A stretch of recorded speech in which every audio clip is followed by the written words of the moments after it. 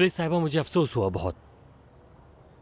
अच्छा, मेरी बहन की बात कर रहे हैं। हाँ, उसकी नौकरी चली गई है, आजकल वो काफी परेशान है इस वजह से। नहीं, आपने सबके सामने बात कर दी, अब सबको इस बात का पता चल जाएगा। मेरे लिए तो बात करने के लिए कुछ बचा ही नहीं। और हाँ, पता तो है कि मैं बढ़ा चढ़ा कर बताता हूँ। हाँ बिल्कुल। धोखाधड़ी, साजिश, कीना परवरी। काश आप मुझे पार्किंग में सब बता देती। मुझे अफसोस हो रहा है, थोड़ा सा लिहाज करती मेरा। सही कह रहे हैं। उफ। फिलिस, तुमने कुछ सुना क्या? नहीं गिज़म, मैं फोन पे बात कर रही थी। क्या तुम मरजान साहब की बात कर रही हो? नहीं नहीं, परिहान साहिबा हमारी कंपनी खरीदना चाहती हैं। दादा ने मीटिंग रखवाई है अभी, हम सबसे बात करेंगे। मरजान साहब ने क्या कहा वो बताओ मुझे। आपा, मैं कह रही हूँ कि कंपनी बिकने वाली है। मुझे कोई फर्क नहीं पड़ता, मैं चाहे मैनेजर बनूं या फिर कुछ और, मुझे नहीं निकालेंगे। मेरे बगैर काम नहीं चलेगा। नोमान भाई, होल्डिंग बिल्डिंग में कॉफी और चाय की मशीन भी होगी और वो उससे भी पैसे बनाएंगे। दूसरी जगह पैसे क्यों खर्च करेंगे भला? तो आपका काम तो खत्म। ये क्या कह रही हैं? मगर ये तो ज्यादती है।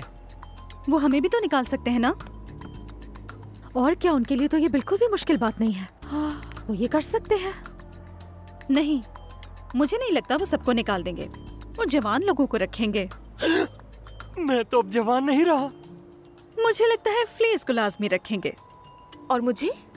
मैं ऐसे काम नहीं करूंगी। क्या कर रहे हैं आप लोग यहाँ? जोक सुना रहे हैं? मेरे पास भी एक जोक है। क्या हुआ, मुंह क्यों उतरे हुए हैं? नुमान भाई ने मेरे खिलाफ कोई बात की है क्या? अरे नहीं नहीं आयतित साहब, ऐसी कोई बात नहीं। हमारी कंपनी बिकने वाली है, हमने यही सुना। कैसे? उसके बाद हम सब निकाल दिए जाएंगे। क्या? और मेरा नाखून टूट गया। अरे नहीं, मैं कितना प्यार करती थी ना, अब मैं क्या करूंगी उसके बगैर? आयतिज, क्या हो गया? हम सिर्फ बात कर रहे थे कि वो हमें निकाल भी सकते हैं। अरे नाखून तो फिर आ जाएगा बिल्कुल पहले जैसा। आयतेश, तुम्हें सदमा लगा है क्या? गौर से सुनो हम क्या बात कर रहे हैं। कि अगर कंपनी बिक गई तो वो हम सबको निकाल देंगे। अब समझ में आ रहा है आपको? क्या समझूं? गिज़म, फिलिस, आयतज मेरे ऑफिस में आ सकते हैं? आप नहीं। अल्लाह खैर करे।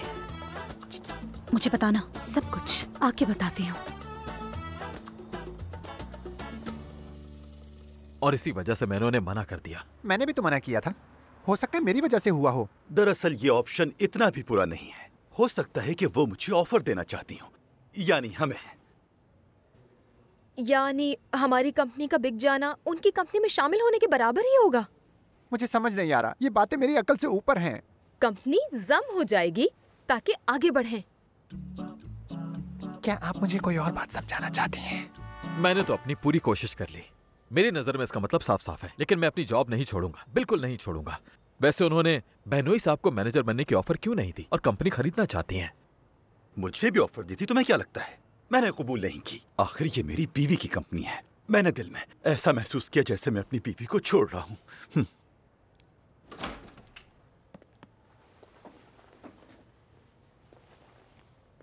क्या हुआ?